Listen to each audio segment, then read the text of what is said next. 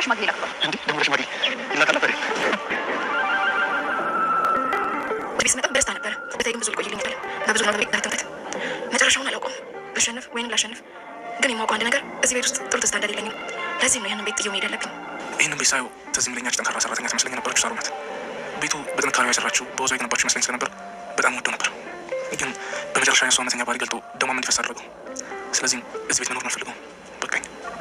ይህንን ቤት ለመስራት ምን ያህል ቁርጠኛ እንደነበረች አስታውሳለሁ። ሳሮን ላለመችው ነገር እስከ ሞት ዋጋ ትከፍላለች።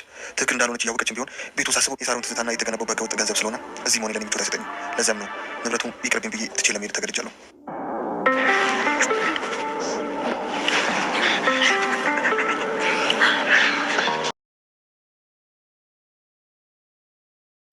ተወዳጅና አስተማሪ የነበረው የህይወት መንገድ ድራማ ዛሬ ፍጻሜውን አግኝቷል።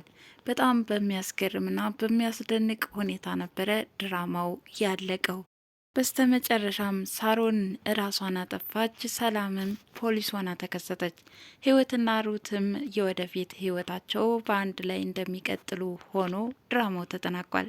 ለማንኛውም ዛሬ እንግዲህ ዋና ዋናዎቹ ያነሳውላችሁ ነጥቦች እነዚህ ሲሆኑ እስከ ቪዲዮ ፍጻሜ ድረስ አብራችሁኝ ቆዩ እያልኩኝ በአክብሮት እጠይቃለሁ። መልካም ጊዜ። ሳሮን ህይወት እህቷ እንደሆነች ካወቀች በኋላ ክፍል ዘግታ ማለቃቀሷን ተያይዘዋለች። ከዚህ በኋላ ህይወትንስ በምን አይኔ ላያት እችላለሁኝ? በዚች ምድር እህቷን ያሰቃየች ሴት ብትኖር እኔ ብቻ ነኝ በማለትም እየተጸጸተችና በእንባ እየታጠበች ነበረ። ታዲያ በሩን እንድትከፍትላቸውና ህይወት ይቅርታ ልትጠይቅ ብትፈልግም ሳሮን ግን የህይወትን አይን ማየት እንደ ከበዳት ትናገራለች። ዳዊትም በበኩሉ እኔና ህይወት ባላወቅነው ነገር ወደ አላስፈላጊ ህይወት ልንገባ ነበረ፣ ይህን እያየሽ ለምን ዝም አልሽ እያለ ሩትን እየወቀሳት ነበር። እሷ ግን ይህንን እንዳያደርጉ ስትከላከል እንደቆየችም ትናገራለች። ዳዊትም ከዚህ ቤተሰብ ምንድነው የምትፈልገው በማለትም ሲጠይቃት ነበረ። የሩትን ፍላጎት ሳሮን በህግ ተይዛ እንድትጠየቅላት እንደሆነም ትመልስለታለች። ዳዊትም ሩትን በእህትነት እንድትቀበላትና እስካሁን እያመናት እንደሆነ እየተናገረ ነበረ። ሚኪም በበኩሉ ሩት ሰዎችን ለመጉዳት ሳይሆን ለመርዳት ወደዛ ቤትም እንደመጣች ይመሰክርላታል። ታዲያ የሰዎችን ህይወት ለመታደግ ብላ ወደ ሳሮን ቤት ባሳለፈቻቸው ጊዜያት ዳዊትን እንዳይከፋው ይቅርታም እየጠየቀችው ነበረ። እኔ እንደ ወንድሜ የማይህ መልካም ሰው ነህና ከዚህ በኋላም ፊትህን እንዳታዞርብኝ በማለትም ዳዊት እንዳይቀየማት እየነገረችው ነበር። ህይወትም ሳሮን እባክሽ በሩን ክፈችው፣ እኔ ይቅርታ ልጠይቅሽ እፈልጋለሁ በማለት በሩን በኃይል እየደበደበችው ነበረ። ታዲያ ወደውኑም ተከታትለው እነ ዳዊት ይመጣሉ። ህይወት ምን ፈልገሽ ነው በሩን የምትደበድቢው እያሉ ሲጠይቋት ሳለ ሳሮንን ፍለጋ እንደሆነም ይመለከታሉ። ታዲያ ወደውኑም ሳሮን በሩን ከፍታ በመውጣት እኔ በዚህ በቆሻሻ እጄ እንዴት አድርጌ ነው የማቅፍሽ? ለዚህ ለድርጊቴ ለመጥፎ ስራዬማ ሞት ነው የሚገባኝ በማለት ሽጉጧን ራሷ ላይ ደቀነችው። ቤተሰቡም እየተላቀሰ እባክሽን ሳሮን ከድርጊትሽ ልታቆሚ ይገባል፣ እኔ ትልቅ እህት እንዲኖረኝ እፈልጋለሁ በማለት ህይወትም መርበትበት ጀመረች። ዳዊትም እባክሽን እህቴ እንደዛ አይነቱ ውሳኔ አትወስኝ በማለት ሁሉም ልመና ላይ ናቸው።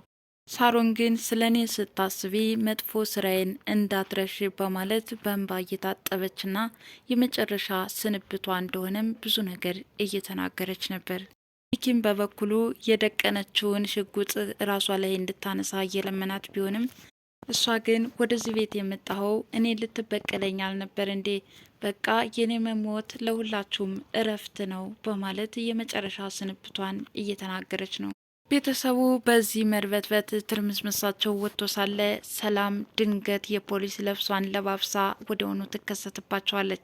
ሳሮን በቁጥጥር ስር ውለሻል፣ ሽጉጡንም አውርጁ በማለት የራሷን ሽጉጥ በመንጠቅ እሷ ላይ ደቀነችው። በጓደኝነት የምታውቃት ህይወትም አሁን ፖሊስ ሆና ስለተከሰተች እየቀለደች ስለመስላት፣ ሰላም ግን በዚህ ሰዓት የምንቀልድበት ሰዓት ነው ወይ? ለምን እንደዚህ ትያለሽ? እያለቻት ቢሆንም ሩት ግን ሰላም ትክክለኛ ፖሊስ እንደነበረች ወዲያውኑ ለቤተሰቦቹ ትነግራቸዋለች። ጀግና ነኝ እያለች ስትፎክር የቆየችው ሳሮንም መርበትበት ጀመረ።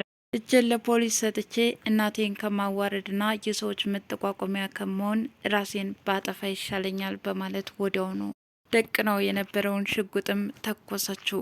ራሷንም አጠፋች። ሳሚም መሬት ላይ ወድቆ ለዚህ ሁሉ ተጠያቂና ጥፋተኛ እኔ ነኝ በማለት በጸጸት እያለቀሰ የሚያደርገው የሚጨብጠው አጣ። ቤተሰቡ የሀዘን ማቅ ለበሱ። ሳሮን ከሞተች በኋላ እዛ ቤት መቆየት እንደሌለባቸው እርስ በርሳቸው ተመካከሩ። በተለይ ሳሚማ ቀድሞ ሻንጣውን ማስተካከሉን ተያዘው። ታዲያ ሻንጣውን እያስተካከለ ሳለም ሳሮን በህሊናው ተመላለሰችበት።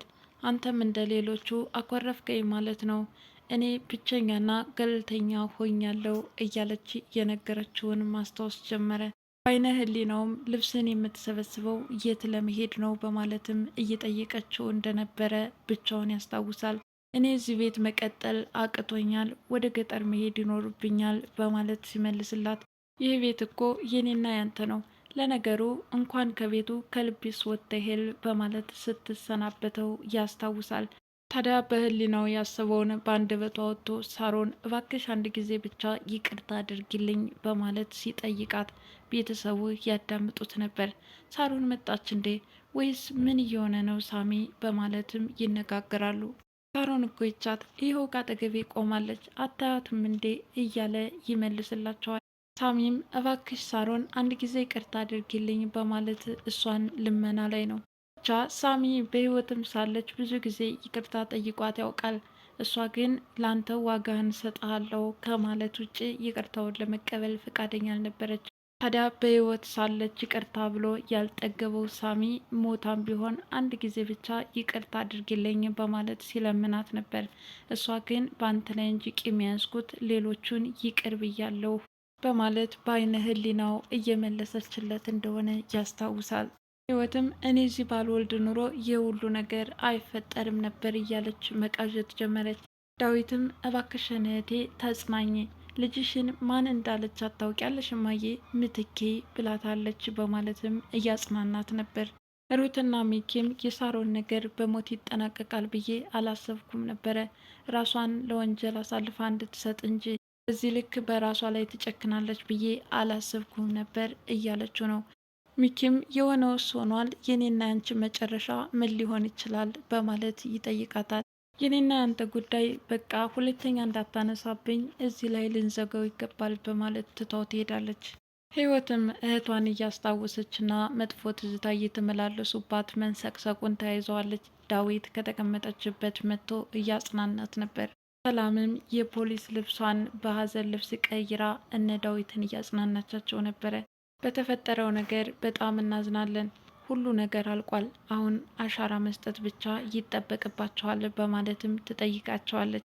ህይወትም ስንት ተበዳይ ባለበት ሰዓት ተጎጂዎቹኛ ተጠያቂዎቹኛ በማለትም ትጠይቃለች። ሰላምም እንግዲህ ህጉን ተከትለን ነው የምንሰራው፣ የተሰጠኝ ሚሽንም ለዚህ ነበር፣ በዚህ ደግሞ ሩት አግዛኛለች በማለት እስካሁን እንዴት መረጃዎችን እያሰባሰቡና በጥንቃቄ እየተራመዱ እንደሆነ ትነግራቸዋለች።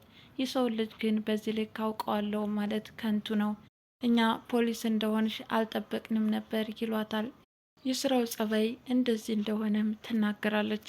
ሩትም በበኩሏ የሀዘን ማቅ እንድትለብሱ ስላደረኳችሁ በጣም ይቅርታ፣ በዚህ መልኩ ይጠናቀቃል ብዬ አላሰብኩም ነበር በማለትም ትነግራቸዋለች። አንቺ ምንም ያጠፋሽው ጥፋት የለም፣ ሳሮን በህይወት እያለች ብዙ ወንጀሎችን ሰርታለች፣ መጨረሻው ሞት ሆነ፣ ግን ምንም ማድረግ አይቻልም አለ ዳዊት። ህይወትም ቢሆን በብዙ ነገር አግዘሽኛል፣ ግን በወቅቱ የሆነው ሁሉ ብትነግሪኝ ጥሩ ነበር አለቻት። ሩትም በህይወቴ ብዙ ሰው አይቻለሁ፣ እንደ ሁለታችሁ የዋህና ገራገር ግን የትም አላገኘውም፣ በጣም አመሰግናለሁ፣ እወዳችኋለሁ። ዳዊት እንደ ታላቅ ወንድሜ ነው የማይህ፣ እወዳሃለሁ በማለትም ፍቅሩን ገለጸችለት። እሱም እንደ ታናሽ እህቴ ነው የማይሽ በማለት ከተቀመጠበት ተነስቶ ያቅፋታል። ሩትም አሁን ወደ ቤተሰቦቼ መመለስ ይኖርብኛል፣ ሀዘን አታብዙ በማለት ተሰናብታቸው ትወጣለች። ሚኪ ከውጭ ቆይቶ ወደ ቤት በሚመለስበት ሰዓት ወደ ቤተሰቦቿ እንደሄደች እነ ዳዊት ይነግሩታል። እሱም የሚያደርገው የሚጨብጠው ያጣል። ወጥቶም ፍለጋውን ይቀጥላል። ነገር ግን ሩትን ሊያገኛት አልቻለም። እነ ዳዊትም በመጀመሪያ እናታቸውን ካሳፈሩ በኋላ እነሱም ሻንጣቸውን ጠቅለው የሳሮንን ቤት ትተው ይወጣሉ። ወዲያ ተሰባስበው ጉዞ ጀምረው ሳለ ሩት ቤተሰቦቿን አሳምና ተመልሳ ከሚኪ ጋር አብረው እንደሚኖሩ የምስራች ታበስረዋለች። ሚኪም ደስታውን መቆጣጠር አቃተው። ሩትም አብረን ለመሆን ሽማግሌ መላክ ይኖርብሃል አለችው። በደስታ ነዋ ደግሞ ሽማግሌ ለመላክ በማለት የሚወዳት ሩት ተመልሳ ስለመጣችለት ደስታው ከልክ አልፏል። እነሱ በዚህ መተቃቀፍ ሳሉ እነ ህይወት ግን የራሳቸውን ትውስታ ወደኋላ ተመልሰው እያሰቡ ነበረ። ህይወት ወደዚህ ቤት ስመጣ በደስታ ነበረ፣ ነገር ግን ከመጣው ጀምሮ ብዙ ስቃይና ፈተናዎችን ደርሰውብኛል። ለዚህ ነው ይህንን ቤት ተሰናብቼ የምወጣው በማለትም ትናገራለች። ዳዊትም ቀጠለ። ይህንን ቤት ሳስታውስ እህቴ በላቧና በውዟ የገነባቸው ስለመሰለኝ በጣም ወደው ነበረ። ነገር ግን እውነተኛዋ ባህሪ ተገልጦ በብዙ ውስብስብ ወንጀሎች እየገነባቸው መሆኑን አውቅና እሷም ትክክለኛ ባህሪዋ ተገልጦ የእሷ ደምም እንዲፈስ ሆኖበታል። ዛሬ ግን ይህንን ቤት ትቼ ለመሄድ ተገደድኩኝ በማለት ይናገራል። ታሚም በበኩሉ ይህ ቤት ሲገነባ ሳሮን ምን ያህል ቁርጠኛና ታታሪ እንደነበረች አስታውሳለሁ። ምንም እንኳን የምትሄድበት መንገድ የተሳሳተ ቢሆንም ላለመችው ነገር እስከ ጫፍ ድረስ ትጓዛለች። አሁን ግን ቤቱን ሳስበው የሳሮን ትዝታና የተገነባው በሕገ ወጥ መንገድ ስለሆነ አሁን ንብረቱ ይቅርብኝ ብዬ ትቼ ለመሄድ ተገድጃለሁ በማለት ይናገራል። እንደዚህ ትውስታቸውንና የመጨረሻ ስንብታቸውን ከተነጋገሩ በኋላ እርስ በርሳቸው ተቃቀፉም ተላቀሱም። የሳሮንን ቤት ተሰናብተውም ጉዞ ጀመሩ። የህይወት መንገድ በዚህ መልኩ ተፈጽሟል። ዛሬ በጣም አሳዛኝ ፓርት ነበረው። እንግዲህ በዚህ መልኩ ነው የተጠናቀቀው። የህይወት መንገድ በነገራችን ላይ በጣም ተወዳጅ ድራማ ነው፣ አስተማሪ ነው። ክፋት ራስን አዙሮ ይበላል። በሳሮን ላይ ተመልክተነዋል። እንግዲህ እህቷን ስታሰቃያትና ብዙ ነገር ስታደርጋት ከቆየች በኋላ የሰራችው ወንጀል ግን ህሊናዋ እየጮኸ ስላስቸገራት ራሷን እስከ ማጥፋት ደረጃ አድርሷታል። እንግዲህ የህይወት መንገድ በዚህ መልኩ ተጠናቋል። መልካም ጊዜ ይሁንላችሁ እያልኩኝ ለቻናሉ አዲስ የሆናችሁ ሰብስክራይብ እያላችሁ ቤተሰቡ ነው። አመሰግናለሁ። ስመጣ በደስታ ነበረ። በተለይ ግን ብዙ ልቆይልኝ ይችላል እና ብዙ ነገር ዳተንከት መጨረሻውን አላውቀውም። ልሸንፍ ወይንም ላሸንፍ ግን የማውቀው አንድ ነገር እዚህ ቤት ውስጥ ጥሩ ትዝታ እንደሌለኝም። ለዚህም ነው ይህንን ቤት ጥዬው መሄድ ያለብኝ። ይህንን ቤት ሳየው ትዝ የሚለኛች ጠንካራ ሰራተኛ ትመስለኝ የነበረችው ሳሮን ናት።